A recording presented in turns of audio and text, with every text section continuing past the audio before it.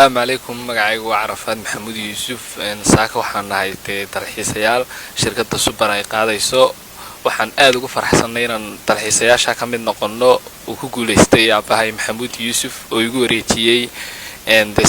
safarka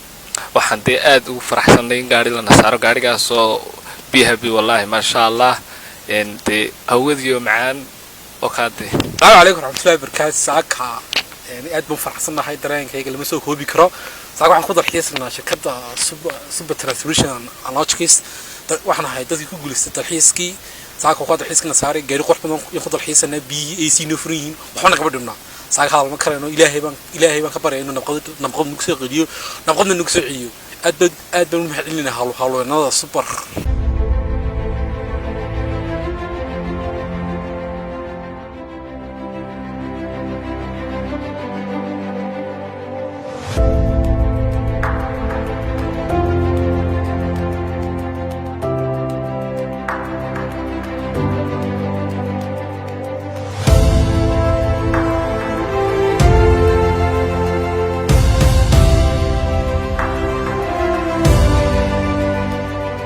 kulanti wacan macaamiishayada qiimaha qadarinta naga mudano maanta waxaan ku dalxiisaynay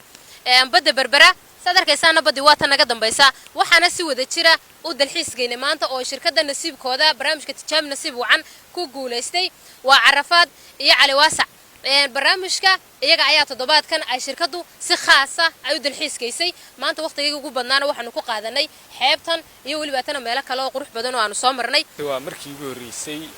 dalxiis iyo safar aan soo baxo iyo Berbera markii ugu horeysay waxaan yeeshay nasiib aanu qof kale helin oo saddex nasiib oo isku xigo markii ugu horeysay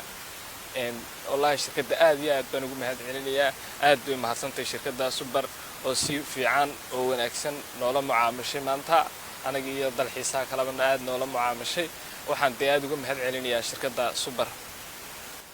aad baad mahadsantahay Carafad insan horeba u sheegay waxa ku guuleystay dalxiiska aabihii Maxamuud Yuusuf wuxuu ku bedelay wiilkiisa oo isagu markaasi ku haboona dalxiiska ahna wiil dhalinyaro aad baad mahadsantahay walaalkay وهريله يا محله أنا شركة Super